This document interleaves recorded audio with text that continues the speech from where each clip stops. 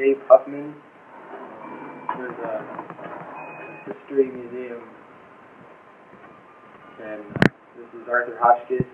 He was from the USS Baffin and the USS Murray. And he's here to tell us stories and tell us what it was like. Art, walk us through the process of what it was like to enter the military when you enlisted. Okay, when I was 17, I wanted to go into the military, and I joined the Naval Reserves, and I had to get my mother's permission. My father had died at that time. So I joined the Naval Reserves and went on active duty a year later, for a 2-year active duty stint. And I liked the Navy so well that I shipped over for 6 more years. And while I was in the Navy, I was involved in the Cuban crisis and some other events like Project Mercury and President Kennedy's flight to Europe. When you enlisted, how long did it take before you were on active duty? I went to 2 weeks of boot camp, reserve boot camp at Great Lakes in 1958, and again, before I went to school on active duty, they sent me to 4 more weeks of boot camp at Great Lakes the following year. In 1959, I went on active duty in June. When you got on the USS Baffin, what was the feeling that generally followed the crew around? Well, we were sailors, and I don't know if there was any such feeling. I was a newbie, so everything I did was questioned, and there was many little initiations that took place. But then I was a radioman seaman at that time, and I made 3rd class, which is what I was here in this picture. And after making 3rd class, I began to gain credibility with the crew, and they made me petty officer of the watch, which meant that I was in charge of part of the watch section, and I was responsible for what took place while we were on duty. Okay, what was life on a destroyer like the Baffin like? Well, you got up at 6, and the first thing you did is you got dressed and you headed for the chow hall, and mealtime was kind of like a rushed affair. You got in line, and they moved you like clockwork through the mess decks. You got your little metal trays. They plopped the food in the little dividers on the tray. Got your silverware, and you sat down. You ate as fast as you could, and you got out so that the next crew member wouldn't have to wait too long to eat. And then we would have a period of maybe about an hour or so after lunch, especially. We'd have time to relax before we resumed ship's work. And then every day when you weren't on duty during the day, we had duties like chipping paint and scrubbing the decks and keeping the ship tidy and shipshape. It's a continuous job on a destroyer, fighting rust, which is a constant enemy. And we had the passageway just outside the captain's stateroom as our responsibilities. So we had to keep the floor tiles spick and span and waxed at all times. And in the radio shack, we had rubber mats to protect us from electrical shock and separate our contact with the steel deck of the floor. And periodically, we had to take that up, take it outside, scrub it, clean it. And when we weren't on duty, we were on our own. It's like a little small village on a destroyer. There's about 200 crew members on a destroyer. The destroyer I was on was approximately 290 feet long. I think the beam was about 34 feet. And that was what we lived on when we were out at sea, and that kept us from the hazards of the ocean. Okay. Did you ever come close to any conflicts? Conflicts? Yeah. Did you ever, like the Cuban Missile Crisis you mentioned? What was it like being on the ship during that? Well, before being deployed to Cuba, under the pretense of a training exercise, we had a teletype broadcast, which was classified material that was set encrypted over the airways and then decrypted by a receiver aboard ship and printed out on a teletype. And this was a constant broadcast to all the ships in the Atlantic Fleet. And then our job was to go through the headings on the messages and pick out the messages that were for our ship or for our destroyer squadron. And I remember many days in port and out where the captain would come down to Radio Central and ask to look at the messages that were coming over the teletype.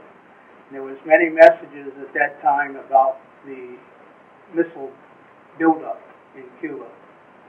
And the captain was one who hated Russians with a passion, and he hated communism also. Communism was the enemy at that time. And every day he would come into the Radio Shack and look at the printouts, throw them down and discuss, walk away, and he'd say, "They can't do that, putting our country in danger." Cuba, as you know, is not very far off the coast of Florida. So anyway, we deployed down to Cuba under the pretense of a training exercise. And everybody aboard ship kind of knew it wasn't exactly training. It was something in the wind. But we went through a lot of exercises prior to the Cuban crisis. Spent many days shooting guns and practicing shooting off the depth charges, doing anti-submarine warfare exercises, and many other types of war exercises, communications exercises, stuff like that. You guys finally got the blockade. What was that like sitting waiting for an encounter? It was pretty tense. I remember the morning that the Cuban crisis began, I had the all-night watch in the Radio Shack, and I remember hearing aircraft flying low overhead. Normally you can't hear aircraft inside the Radio Shack, but they were so low and they were big planes. And you could hear the drone of the engines as they flew over. And then towards daybreak, the curiosity got the best of me, and things were kind of slow on the watch. So I wandered outside to the 01 level and looked towards the shore, which was Cuba. And I saw a whole mass of Marines lined up on the shore. And planes coming in overhead were carrying troops in. And I was wondering what was going on. And it wasn't too much longer my question was answered, as we had this old teletype in the Radio Shack set up with a teletype link with the communications station on Guantanamo Bay. We were just outside the harbor of Guantanamo Bay. Anyway, the teletype started ringing the bell and clacking and making all kinds of noise, which was a signal that something important was coming over. So I went back in the Radio Shack and looked at it, and I remember reading the message from the base commander started out something like, I've been directed by higher competent authority to evacuate all dependents and non-combatants from the Guantanamo Bay area. And then the rest of the message involved the procedure that was to be followed, loading the non-combatants and dependents aboard a troop carrier called the USS Arthuir.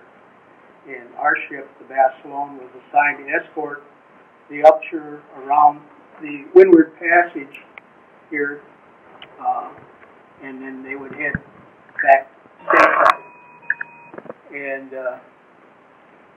so that morning, the Arthuir left, and I remember coming alongside the Arthuir, and there was a lot of people waving from the decks of the Arthuir, dependents and everything, and some of them were crying, and there was a lot of cheering, and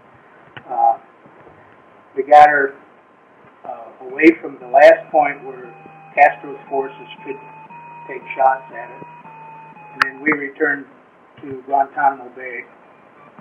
And that first night, there was an awful lot of tension in the air, and after the sunset, you could barely make out the hillsides around the base. Castro owned the hillsides, and our ship was designated to patrol the harbor area in Guantanamo Bay.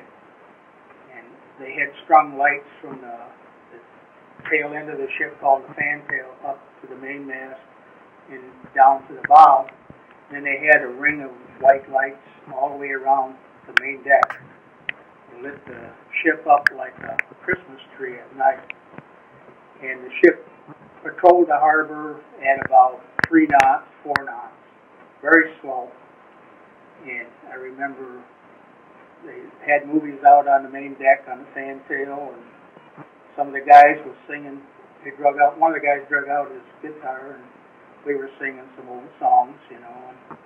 And then we retired for the night, and the next morning we left the harbor area and headed out to the operating area. And this is before the blockade. There was a period of time that lapsed.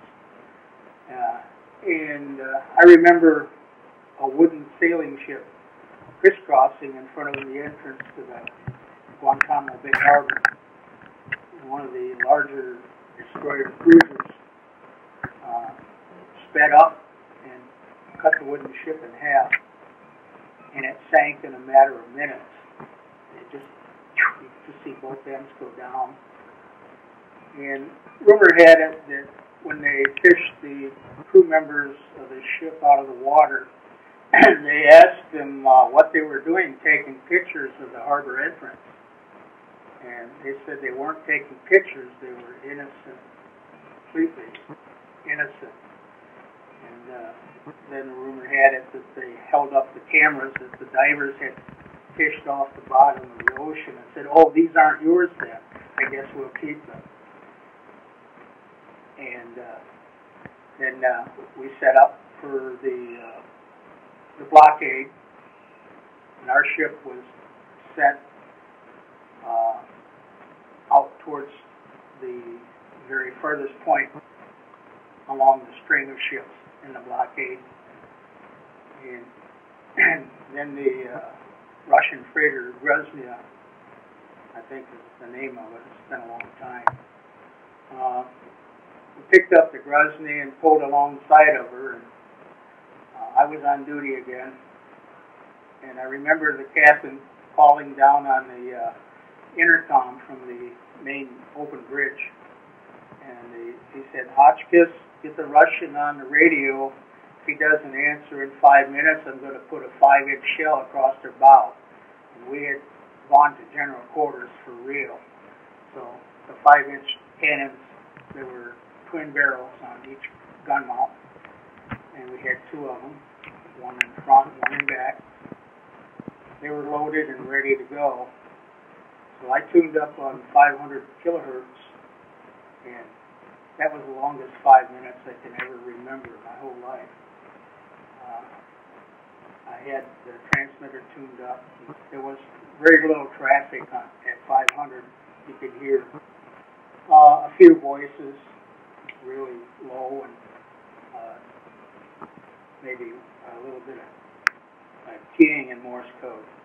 So I sent out the call of the Russian freighter. The time started ticking by, and I started sweating a little more and more, and about a minute, minute and a half, 2 minutes had passed, and still nothing. And began to get real concerned, because I knew the captain would fire those cannons.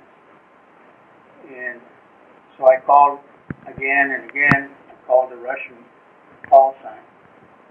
And then about a minute, minute and a half before the 5 minutes was up, I heard a transmitter tuning up on 500 kilohertz. And I was saying, let that be the Russian. And sure enough, it was the Russian. And the Russian answered my call, and using the international Q signals, he sent QRU IMI. IMI sent together real close as a question mark.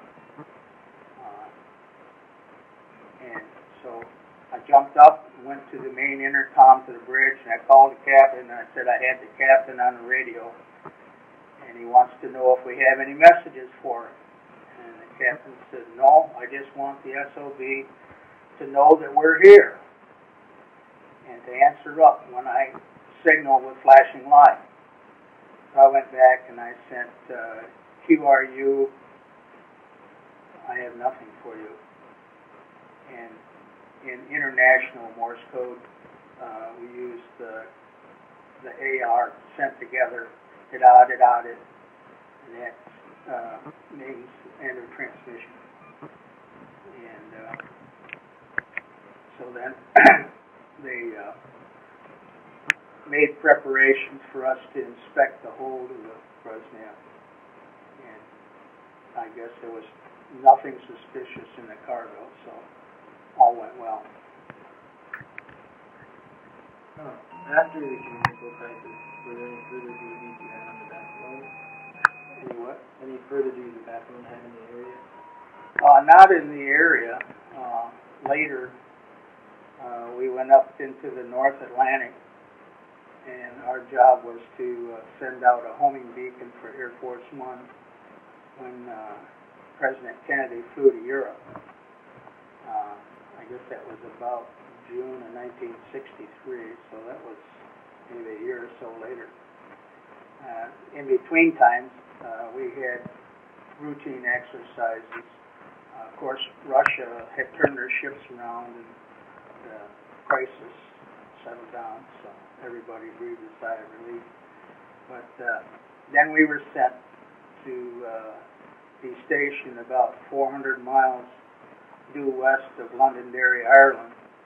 And as Air Force One flew across the Atlantic, there would be a string of destroyers and aircraft carriers that would send out a Morse code signal that Air Force One could use as a homing beacon to make sure they were still on course. And before President Kennedy flew over, we went through 3 storms back to back. And the last storm was worse than the other 2. Waves were very big, and I remember somebody said the waves were 100 feet. And I don't know how they could tell the waves were 100 feet, but I do know the waves were big, because when I got out and looked around me, all I could see was water, and I remember wondering, gee, I didn't know there was that much water in the world. And it was water you couldn't drink, being seawater. But I felt awful small aboard that ship with those big, gigantic waves. When we were at the crest of a wave, a destroyer 400 yards away could fall into the trough and be totally out of sight. Couldn't see him. And we had trouble even communicating with Morse code from ship to ship because of the storm. And I remember another time I had to take a message up to the bridge, and the officer of the deck happened to be out on the open bridge. This was at night, and I could see the white light on the bow as the bow of the ship crashed into a wave, and then there would be a big sea of white spray come up. And this one particular time, the spray come up and knocked me off my feet, and this was at night, so we had no lights up there other than flashlights with red beams. It knocked me off my feet, and I remember blistering my hand trying to grab the railing and losing my grip. And I fell under the navigation table. The officer of the deck asked, "Hotchkiss, where are you?" And I turned the light on, and I said, "Down here, sir." And then I gave him the message, "Soft and wet." So he read it, and I went back down. That storm caused the hull of the Barcelona to develop a crack right near the keel. And they said we were taking on water 10 gallons a minute and getting wider. And we had our pumps going 24 hours a day to keep the water from filling up the hole. So the executive officer brought a message to the radio shack for me to send to Washington asking for permission to go to Londonderry, to the shipyard in Londonderry for repairs, and then we could be back on station before President Kennedy would fly over. I couldn't reach Londonderry. I couldn't even reach the ship next to me. I tried every transmitter aboard ship, and nothing seemed to work. Then as a last resort, I turned to an old World War II transmitter called a TCS. And when it felt good, it put out 15 watts Morse code. And I tuned it up, and I sent a call out, and because of the storm was still raging, Port Lyote, Africa answered. Londonderry, Ireland couldn't hear me. Port Lyote said, "Give me your traffic, I'll dispose of it." So I sent him the message, and then less than 2 hours later, aboard the teletype,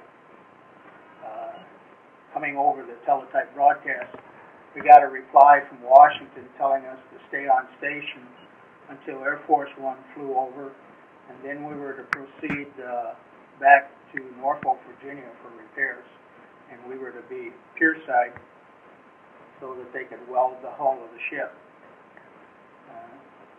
So we stayed on station. I did not sleep below decks. I slept up in the radio shack. And then Air Force One flew over. We sent the homing beacon. Air Force One came back and said, "They got our signal. Thanks. Fine job." And we turned around and headed back stateside. All right. We're going to pause a second. Okay. Got to switch the chip. Is that probably good?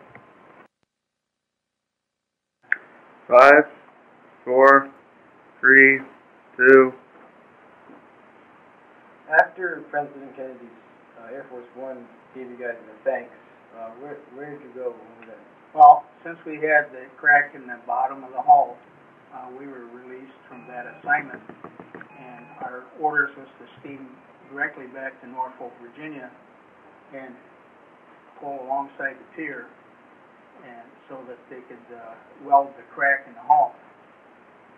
So we turned around and we headed back across the Atlantic.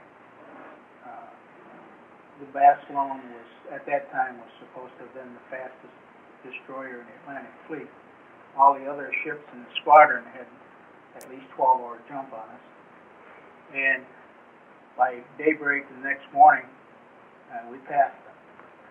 And we got into Norfolk first, but we had to wait, and the division commander pulled rank on the skipper and got pierside. And he had some problems with his ship and had to go to the shipyard, so we ended up pierside.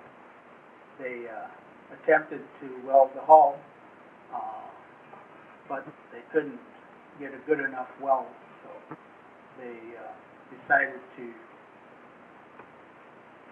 speed up the date that the USS Barcelona was to be remodeled, modernized, and I ended up getting transferred to the USS Murray, and the Barcelona was sent to the Philadelphia Naval Shipyard to be outfitted with the new modification they had for the old destroyers.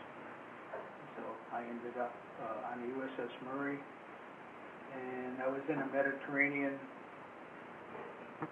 in February of 1964. I got flown back stateside for instructor duty training, and then I was transferred to Bainbridge, Maryland radio school, where I instructed until I got out of the Navy in 1967. While you were on the Murray or the Barcelona, were there any humorous moments or anything that in memories? Yes, there was. I don't know if you want to hear about the sea bat or the false teeth. Okay, if you got time. Yeah, we do. Well, we had this old seaman. He was a boatswain's mate, and at one time he was first class petty officer, but he got involved with alcohol. He became an alcoholic and got in trouble. And he got busted from E6 all the way back down to E3. Now, this guy was kind of an old-looking type, and he had false teeth. When he had his teeth out, his chin kind of was prominent, and he looked a lot like Popeye, as a cartoon character. In fact, he looked like the living example of what Popeye would look like. And this one day we were down in the Caribbean, and we were just kind of having our lunch break, and I happened to notice that a bunch of the crew was standing on the fantail of the ship. They were kind of gathered around where the 01 level ends and the tail end of the ship, or the fantail, began. But I couldn't see what they were looking at. So I moved closer, and even the captain of our ship was there on the 01 level, kind of peering down on what was taking place. And here was this old seaman leaning on a straw broom, and he had a cardboard box sitting on the deck. Everybody standing around smiling, and every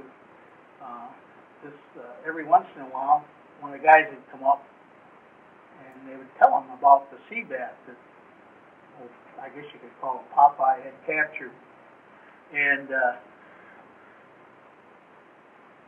all of a sudden, this naval officer, fresh out of Annapolis, just reported aboard ship before we left home port, started pushing everybody aside, wanted to know why everybody was standing around idle, not doing anything. Forget the fact that we were on our lunch break. But then Popeye looked at him, and he still leaned on his straw broom, and he says, "Well, sir," he says, "I got me a sea bat here. I captured him, and he's inside this cardboard box." And this cardboard box had a little rectangular opening in it, like you see in many cardboard boxes. And the officer said, "Well, let me see that sea bat." I said, "You have to be careful, sir." He said, "I have to warn you. These sea bats are very dangerous. They're very quick.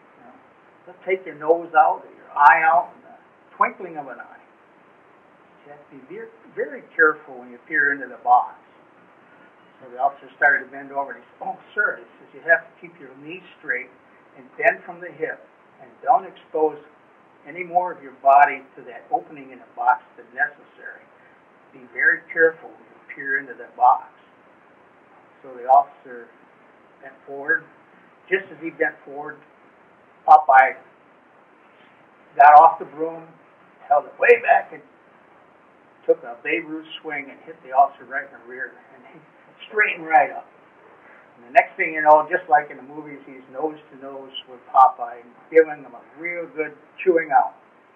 And all of a sudden, he noticed that nobody was watching him. They were all looking up. So he turned around, and there was the captain with his arms folded, shaking his head, no. And the officer just really embarrassed, took off and went back to officer's country. We didn't see him for the rest of the day. And, of course, you know what the CBAT was by now. Yeah. And the same guy, Popeye, we were in Guantanamo Bay, and this one particular night, I stayed ashore on Liberty to the last Liberty launch, left the dock to go back to the ship. The ship was anchored out in the operating area. We had a Liberty launch, as they called it, nothing more than a big, large motorized boat that went back and forth from the pier to the anchored ship. And Popeye was in with a group of guys that was in with his last launch to go back to the ship. I was all sitting down and headed back to the ship. And all of a sudden, he said, "There's a body over there," and he started screaming and hollering. It was just a little bit of a moon. And sure enough, there was something floating in the surface of the water. So the motor launch turned around and headed back towards this object that was floating in the water. We got up closer and we found it was just a bag of a paper bag full of garbage. So everybody got a big laugh out of that. So we turned around and headed back towards the ship. Next thing you know, Popeye starts, my teeth, I lost my teeth." So he started looking around, and everybody's looking all over the Liberty launch, lifting up everything they could see, and it's pretty hard to see at night, and we didn't have many flashlights, so we did the best we could looking for his teeth. And pretty soon, Popeye is sitting down, he's kind of giggling. And then he started giggling louder, and everybody started to hear it, caught on that he was laughing, and asked him what was going on, what's so funny. And he says, "Oh, I had my teeth in my hip pocket all the time." And so everybody in the launch area was hitting him with their hat. He became an outcast from that point on. And so we went back and got aboard ship, hit the raft. Well, after detail was done with the instructor duty, when were you relieved completely? When was I discharged? Discharged, yeah. Well, that would have been in June of 1967. And I had a job waiting for me at Heathkit in Benton Harbor as electronic technician. Okay, when you were discharged, was there any special feelings that came over you when it was done? Or? Not really. It was just time to make a change in my life. So, I decided that I wasn't going to make the Navy a career after all. Thought I could do better on the outside. Alright. What has life on the outside been like so far? It's been like one big adventure.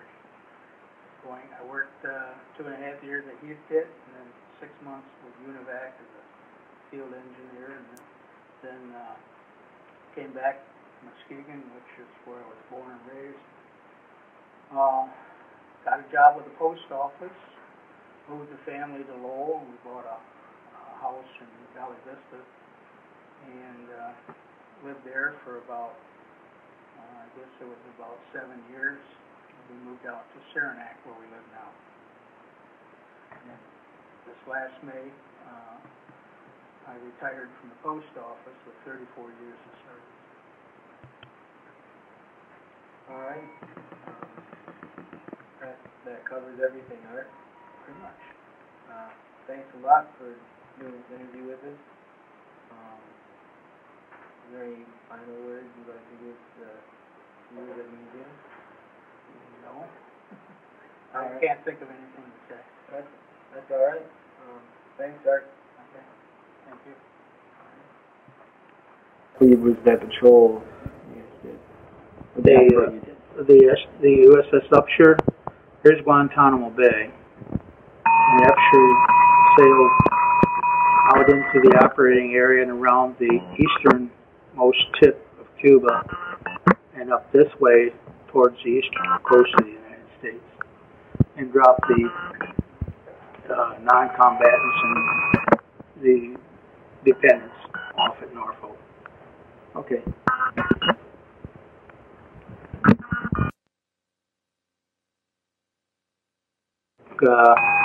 Just outside the hatch of the torpedo shack, these are the depth charge racks off towards the fantail. And then moving here, this is me tuning a high-frequency transceiver. That was our best piece of equipment at that time. And this is me at the Morse code station, where I sent and received Morse code.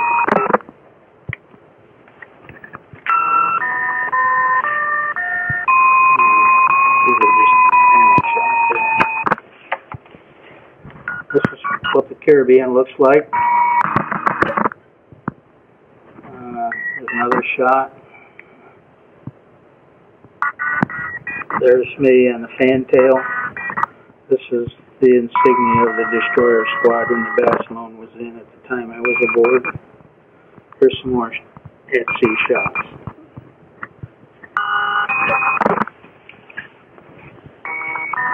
And this was a picture that appeared in Life magazine during the Cuban crisis. And here was the Barcelona. At the time they flew over, I remember they flew over in helicopters and they were taking pictures. This is my wife. When the Cuban crisis broke, a lot of the dependents left the Norfolk area because, being the largest naval base, they figured that would be one of the first targets if they were to ever be able to use the missiles. Washington also would be on their number one, probably. All right.